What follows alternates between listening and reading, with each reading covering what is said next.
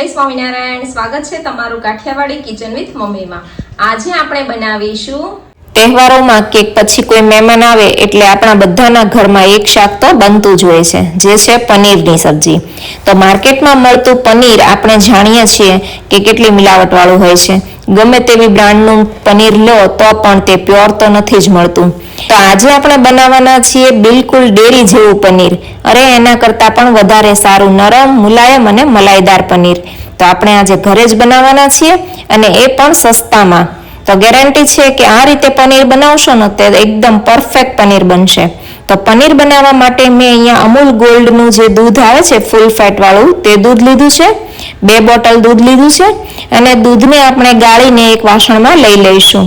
અને હવે એક સ્ટીલની તપેલી લઈ અને આ રીતે તેમાં 2 થી 3 ચમચી જેટલું પાણી એડ કરી દઈશું અને તપેલીને થોડી ફેરવી લઈશું, જેથી દૂધ ઉબાળતી વખતે તપેલીમાં ચોંટે નહીં। તો હવે આપણે તેમાં દૂધ એડ કરી દઈશું। તો મેં અહીંયા 2 પેકેટ દૂધ લીધું છે, મતલબ કે 1 લીટર દૂધ લીધું છે। તો જો અહીંયા મેં ફૂલ ફેટ વાળું દૂધ લીધું છે, તમારે ત્યાં જે પણ ફૂલ ફેટ વાળું દૂધ મળતું હોય તે લેવાનું।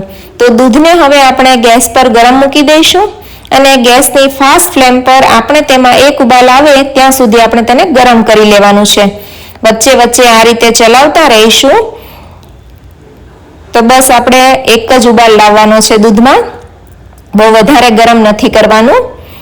તમે જોઈ શકો છો કે અહીંયા આપણા દૂધમાં એક ઉબાલ આવી ગયો છે। તો હવે આપણે ગેસની ફ્લેમને બંધ કરી દઈશું અને હવે આપણે દૂધને આ રીતે 30 થી 35 સેકન્ડ માટે ચલાવતા રહીશું, જેથી દૂધની જે ગરમ વરાળ છે તે નીકળી જાય। જો આપણે દૂધને આ રીતે થોડું 30 થી 35 સેકન્ડ માટે ઠંડુ કરી લઈશું તો દૂધને ફાડવામાં આપણને સરળતા રહેશે। જો આ રીતે આપણે દૂધની ગરમ વરાળને બહાર નીકાળીશું નહીં અને તરત જ દૂધને ફાડવા માટે વિનેગર, દહીં કે લીંબુ તરત જ એડ કરી દઈશું તો પનીર દાણા દાણા જેવું બનશે। એટલે આ રીતે થોડીવાર ચલાવતા રહીશું અને આપણે તેમાંથી થોડી વરાળ નીકળી જાય ત્યાં સુધી ઠંડુ કરી લઈશું। હવે આપણે તેમાં 2 લીંબુનો રસ એડ કરવાનો છે।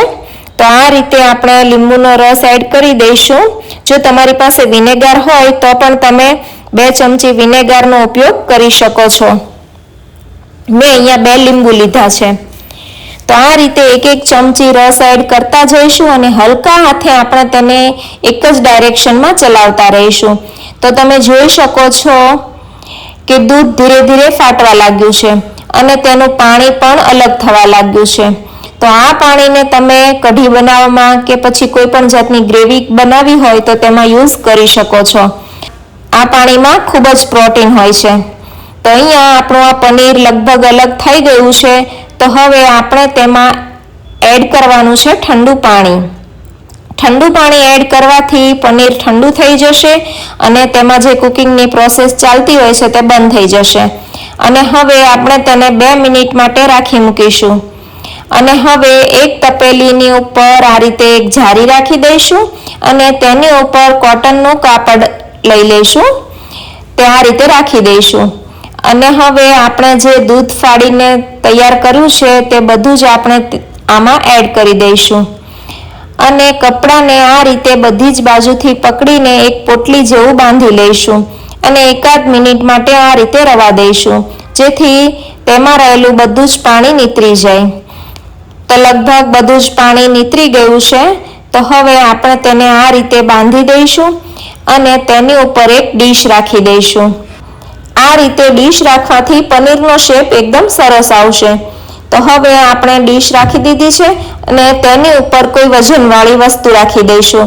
તો મારી પાસે આ ખાંડણી છે તો મેં તે મૂકી છે, તમારી પાસે કોઈ પણ વજનવાળી વસ્તુ હોય તે મૂકી શકો છો અને આપણે તેને અડધા કલાક માટે મૂકી રાખીશું। જો આપણે તેને વધારે ટાઈમ નહીં રાખીએ, જો વધારે ટાઈમ રાખીશું તો પનીર કડક થઈ જશે। તો લગભગ અડધો કલાક જેવો ટાઈમ થઈ ગયો છે।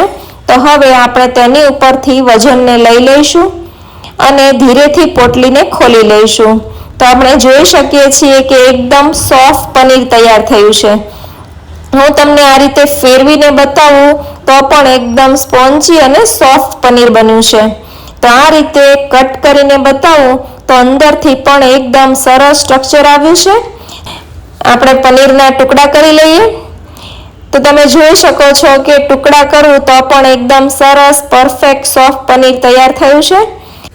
તો આ પનીરને હું તમને પાણીમાં નાખીને બતાવું તો પણ તમે જોઈ શકો છો કે પાણીમાં એડ કરીએ તો પણ પનીર છૂટું નથી પડતું. મતલબ કે શાક બનાવવું હોય તો પણ આ પનીરથી એકદમ સરસ શાક તૈયાર થશે.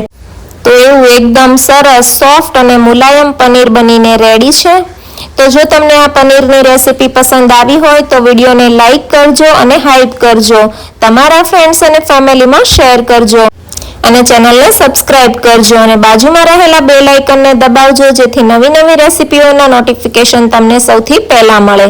તો ફરી મળીએ એક નવી રેસીપી સાથે. Thank you for watching.